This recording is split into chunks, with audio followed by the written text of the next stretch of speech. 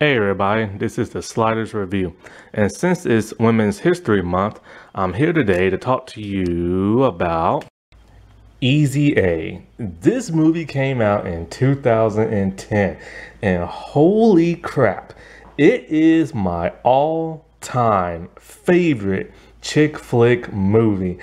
I love this movie to death.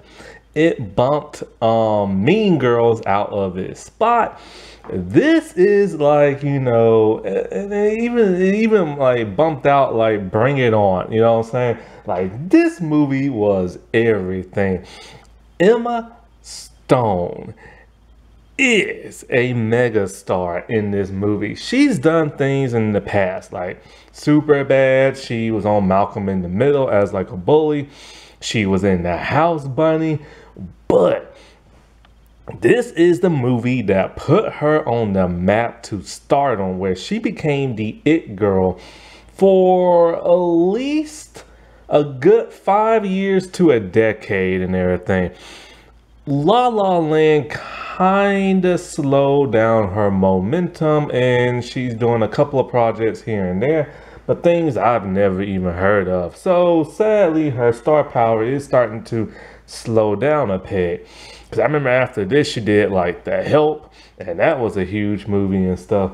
And I watched that movie because of her and everything, which, oh, Lord have mercy. I could not believe how many times they used the N-word in The Help. Bryce Dallas, boy, she played that role too good. The way I truly felt she might have been racist in real life. I don't think she is, but that's just how good she played that role and used that word. And so this movie was created by Will Glock. And he does more stuff in TV than he does movies. He's mostly like a creator, executive producer, but a lot of his TV stuff don't last that long. A season 2 at the most. His movie career, oddly enough, did not take off after this. He did a couple of movie projects where he was like director and writer, but Friends with Benefits kinda killed his momentum. This is what happens when you get a TV star comedian and a pop singer and you try to put them in a movie and try to make them a big thing, and it just doesn't work out. I like Mila Kunis. She's a really good, funny actress, but her movies don't do too well. And Justin Timberlake, dude just can't act. And so this is just weird because I thought he was just gonna explode in movies, but he didn't. But this man directed one amazing movie. Now, he did not write it, but he directed it. This movie is hilarious, and I mean it is hilarious. You will literally laugh every 5 to 10 seconds. It is that hilarious, and you got to give it up to Emma Stone. Now, the entire cast is actually a star-studded cast of people you mostly recognize in like TV shows for the younger cast and movies with the older cast. And ironically, it did not bomb at all. Because normally when it's a star-studded cast, it bombs. But maybe because a lot of people weren't too familiar with the younger cast, unless you watch a lot of Disney Channel and Nickelodeon, that's probably why. And, I give it up. Everybody did like a great job, but Emma Stone, my God, she just stole the entire movie. Well, it was her movie anyway, but boy, it's like she cared. Like I'm telling you right now, her back must be hurting, man. She's a skinny woman, and she carried that entire movie on her skinny little shoulders. But like every scene she is in, she shines and everything. And that's a lot of praise coming from me, you know what I'm saying? And because there's a lot of stars I think do a really good job. But when I say she did an amazing job, she did an amazing job, man. It really made me pay attention to her to where I decided to actually buy, well, I was going to buy The House Bunny anyway because it had Anna Faris in it. But I didn't even know that was her. I saw in the movie years ago and stuff. And then what's so funny is that She was in the Spider-Man movie after this, and so was Thomas Hayden Church. He was in a completely different Spider-Man movie. So it's funny to have like two Spider-Man actors and stuff in it. And not only this, but Amanda Bynes is a Nickelodeon kid star. And Ally Michaela is a Disney Channel movie actress, not movie, but TV actress. And, you know, so it's cool to have Nickelodeon and Disney in like in the same movie, you know what I'm saying? And so, like, but when I say it's the star-studded cast, like, it's a lot. Like, you have Lisa Kudrow, you have, like I said, Ally Michaela, you have Penn Badgley and everything. You have, I think his name is Danny Bird, Stanley Tucci, and who played his wife? Patricia something. I can't quite think of her name. She played the mother, Patricia Clarkson, I think it is. And then Yoshi Sadaro. I didn't even know this was him. He was literally an extra in this movie. He's like the Asian kid in the cafeteria. And he is best known for playing Koda in Power Rangers Dino Charge. I couldn't believe that was him. Like, doesn't even look like him, especially his hairstyle. And you know what's really, also, Malcolm McDowell is in this movie and stuff. And you know what's really crazy? All these big name stars, they don't stay in the movie for long. Like, they pop in, then they pop out. Some completely leave and then show back up at the end. And then some just like pop in and out throughout the movie, but they're never consistent throughout the movie. It's mostly just all Emma Stone. And even Lelaine, another former Disney Channel star, is in this. She has like a cameo at the end. And so with this movie, you know, it's funny. This movie actually got me started watching Community because I have the DVD.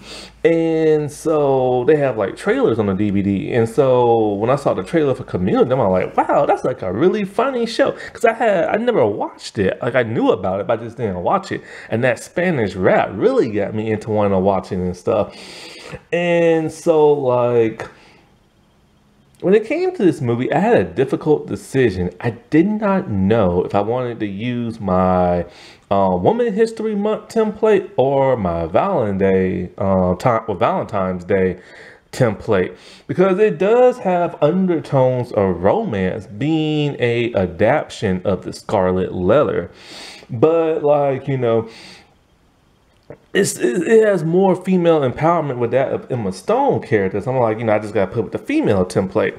But yes, this is actually an adaptation of the Scarlet Letter. Well, I can't talk. Why can't I say that? Scarlet Letter. Okay, there I go. I put two R's before the two T's and everything.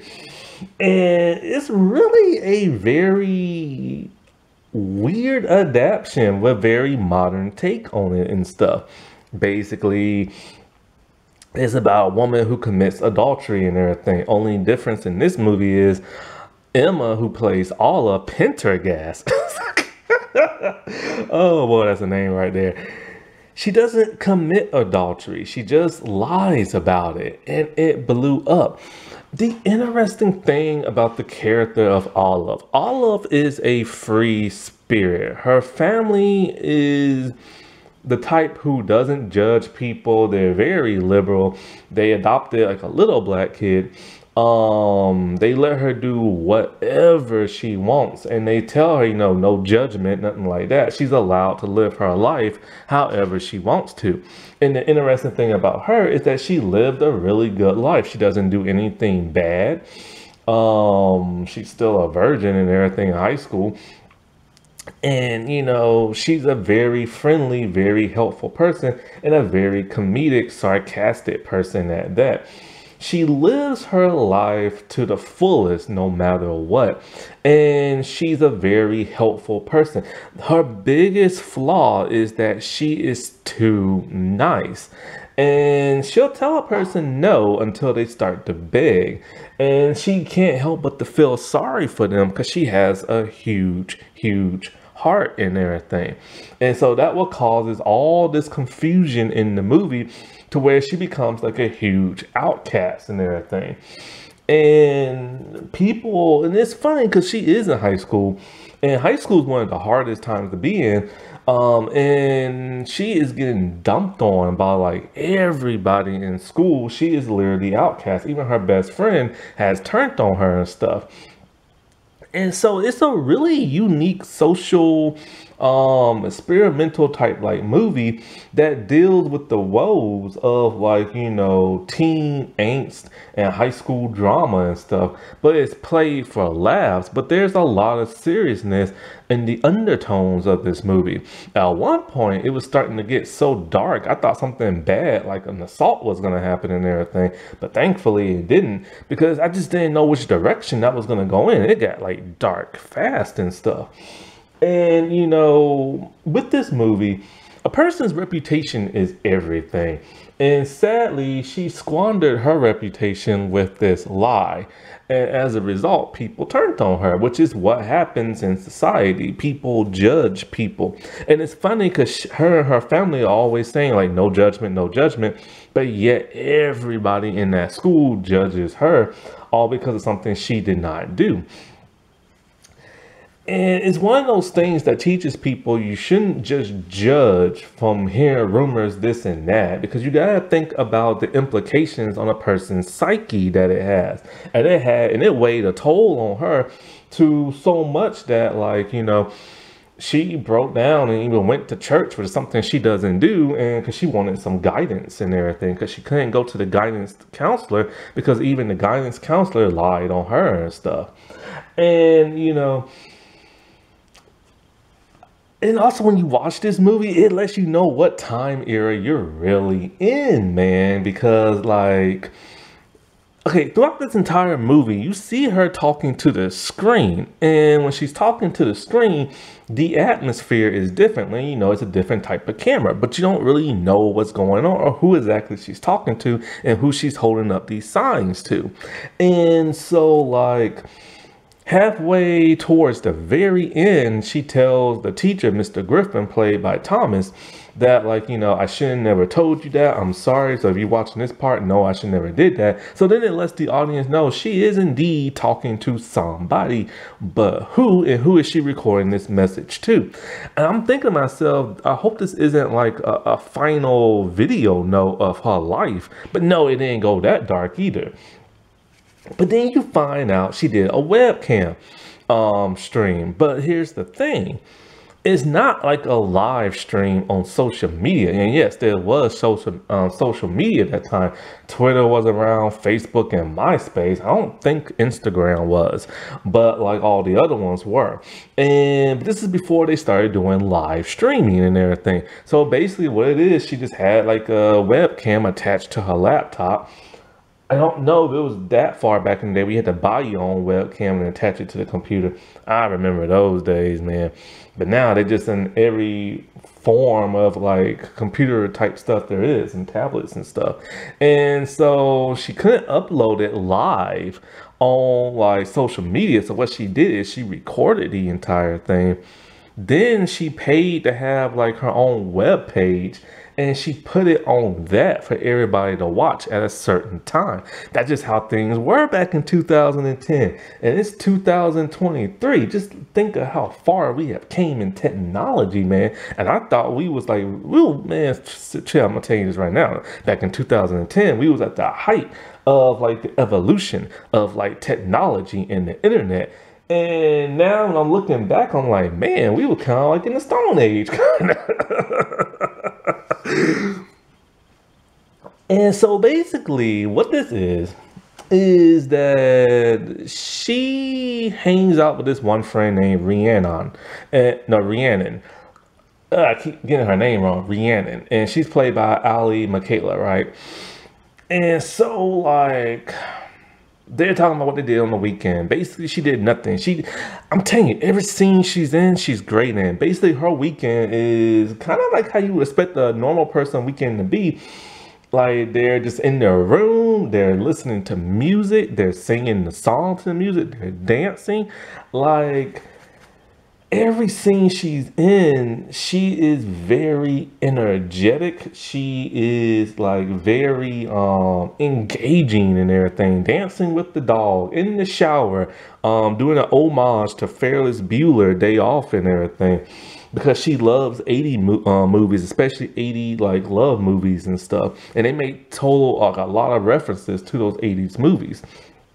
And so like she doesn't want to tell her what she did on her weekend because it's a normal, boring day. So she tells her she hooked up with a dude and talking about how great it was. Well, Amanda Bynes' character overhears her talking about it, and Amanda Bynes' character is like super religious and stuff. So she tells the entire school. So this gets around that Olive just messed around with a dude like at like Bath, Bed and Beyond. There's a lot of product placement here. This type of laptop that I don't see no more. Quiznos that's no longer in my city. And just like all kind of other stuff. Also, there's oranges everywhere. Basically, Will Glock said that since he never went to film school, he needed some type of like signature, some type of motif. So in every scene that they're in, there's some type of orange and everything. And so like, so word gets around that she's promiscuous and everything, right? And so, like, when she's in class, one of the other religious girls gives her, like, trouble for it. And so she calls her a British slang word, like a twat. And so she gets sent to the principal's office, played by Malcolm McDowell.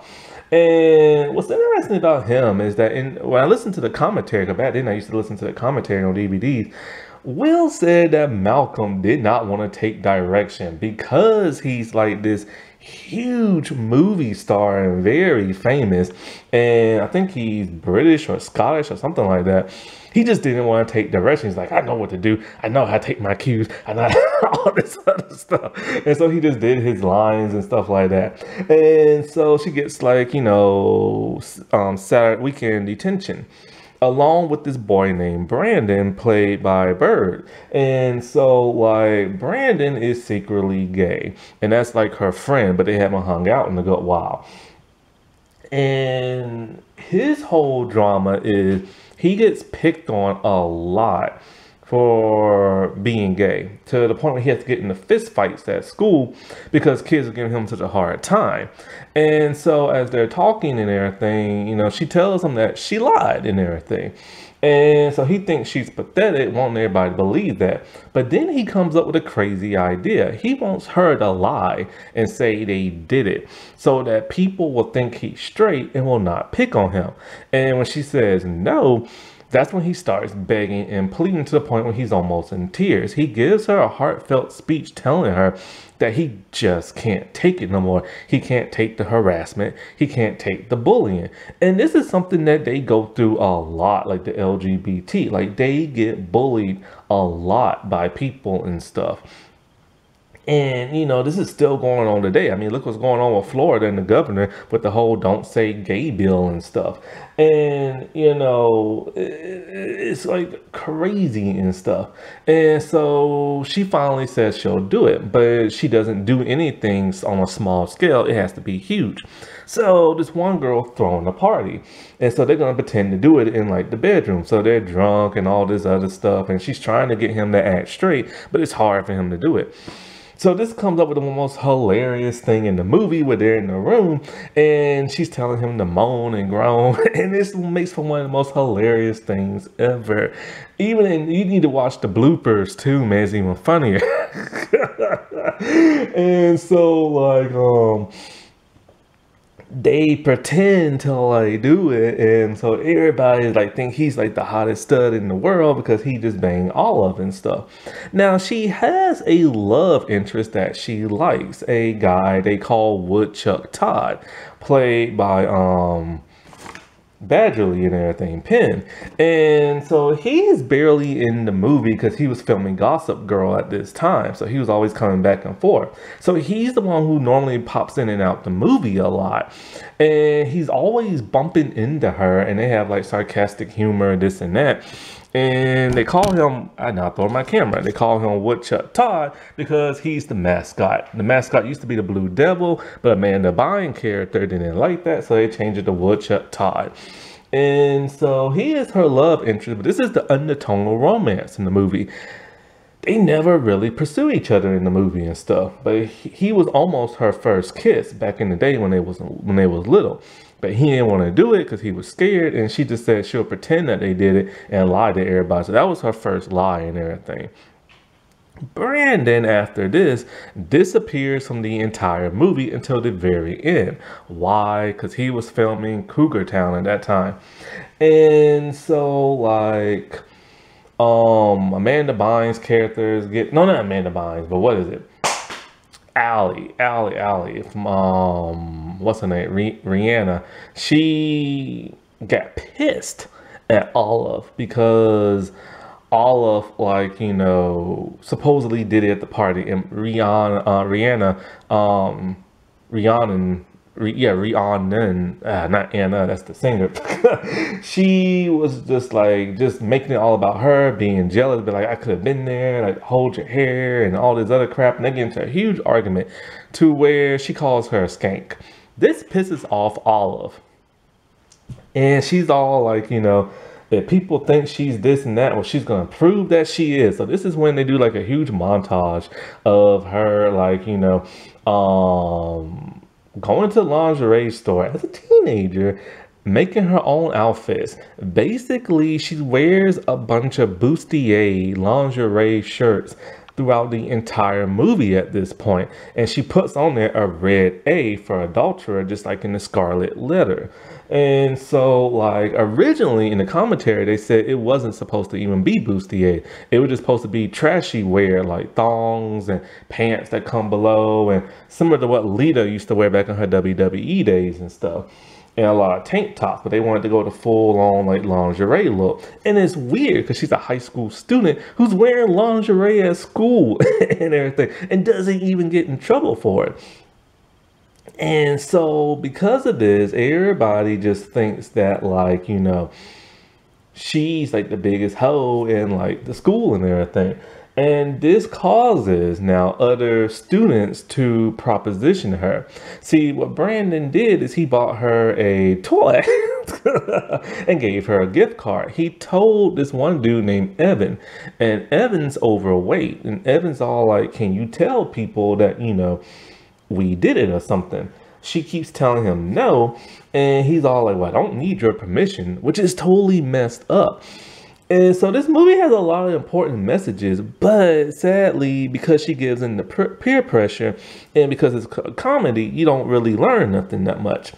And so, like, she said, fine, you know, she'll do it because she feels bad for him because he's overweight and he's bad-mouthing himself. He's fat-shaming his own self. So that guilts her into doing it.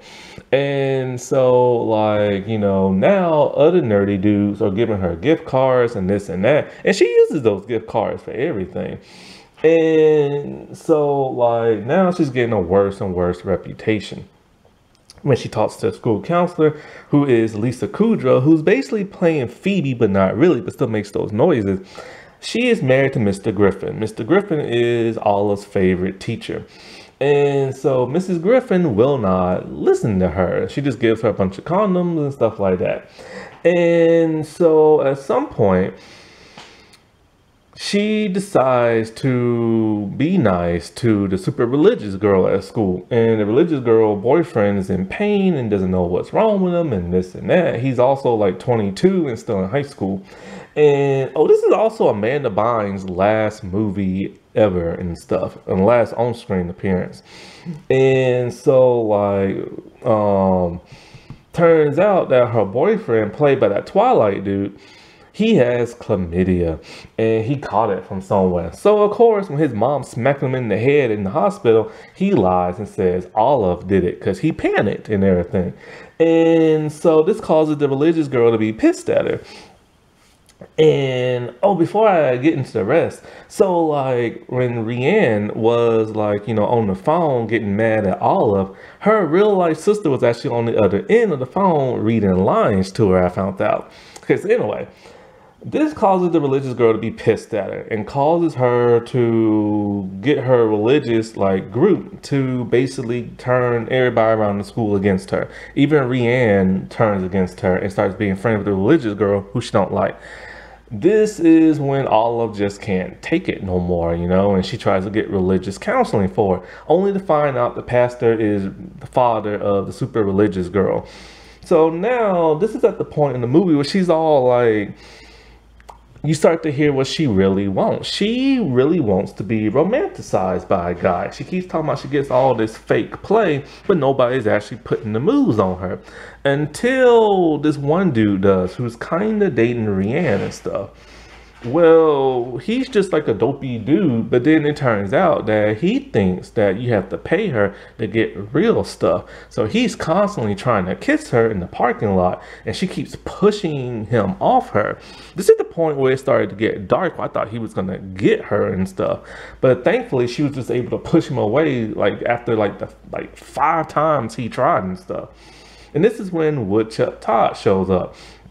He gives her a ride back home, and you know, like he tells her he had a crush on her, and then he tries to put the moves on her in the car, but he asked, can he kiss her? At least he asked and everything. And so she tells him no, because she needs to get her crap in order. Well, she asks him straight up, why are you into me now? And he gives her an excuse, but I really just think it is he heard the rumors and was kind of like, hey, why not, you know? But he says it's not that. So after getting some counseling from her mom and everything, she decides she's going to tell the entire school the truth. But Brandon has like ran away with like some black dude and stuff like that. You know, it's weird. There are really no people of color in this movie. And when they do show up, they only have like teeny tiny roles. This is a very white movie. Like, she has an adoptive brother, but he only has a few lines. Lelaine is Filipino, but she only has like a cameo. There's an Indian dude, but he has only like a few lines, and that is it. Even the Power Ranger dude has like no lines. Like, no person of color has anything to do really in this movie of significance, except for the dude who kept trying to kiss her. I think he's a person of color, but then my God, he kept trying to like assault her and everything. And so like, when she can't like get the other guys to tell the truth, she decides she's gonna put on this big musical number, which she got to sing in the actual movie. And so like when they're doing the pep rally thing, she's in her lingerie, and it's like this big burlesque type dance where she's singing and stuff, and she tells the kids at school her and Todd about to get it on the webcam, and y'all should watch. So of course they all tune in, even the teachers and her parents and stuff, to see what the world's gonna go on. But it's not nothing sexual. It is her making her confession. All the webcam stuff, but talking about how everything was fake and how she lied and how she tried to help people and this and that. Only for Todd to show up at the end of the movie and live out her fantasy of riding on a lawnmower with the fist in the air to show that he got him and stuff. And similar to that 80s movie. And that's what something she's just always wanted. She just wanted some dude to, like, you know, after he bangs her, just to like pump his fist in the air and everything. But like, it's weird. She tells on the cam that they might do it, they might not. I'm just thinking to myself, dude, don't forget you're a teenager and it's a teenage movie, and you shouldn't try to promote sex. I hate when they do that. But, you know, it ended the way she wanted her love life to kind of end. And that's kind of cool. But yeah, like I said before, this is like a really, really, really great, like, comedy movie. And ironically, it made its budget back beyond that. It had like a budget of $8 million, and they got like $78 million from it. It wasn't like raking in the millions, but it at least made a whole lot more back. Now, one interesting thing is they used CGI for like the young Olive's hair. They had to like dye it red through the computer. And so like, but it was never a sequel to this movie. And it was kind of one of those standalone movies where you don't need a sequel, but you're kind of curious what would happen. Well, now in 2020, they're in talks of making a sequel. Ali has talked about like, yeah, it's probably going to be like a reimagining, but the cast of the original will show back up here and there. So I don't know if that's actually going to happen. If it does, they're probably going to butcher it. The same director's not coming back. It's going to be a different writer. It's been too many years. It's been 13 years, and I don't think it's going to be that good if they do make it. So yeah, happy Women's History Month, everybody. All right, I'll talk to you later. Bye.